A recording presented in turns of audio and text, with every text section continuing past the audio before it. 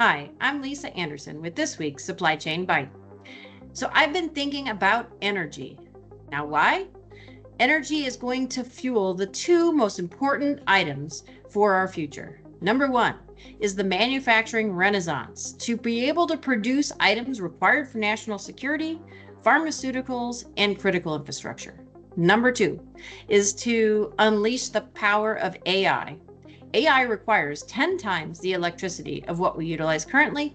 According to recent studies, the computational power of AI growth doubles every 100 days.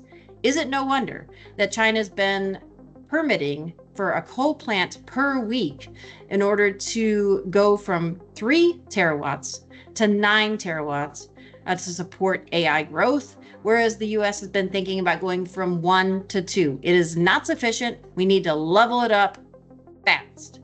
So we need to be unleashing natural gas, coal, wind, solar, all forms of energy, including ones that are R&D stage for the future. And as you're thinking about your supply chains, make sure that you have the energy to power your end-to-end supply chain and create customer value and growth.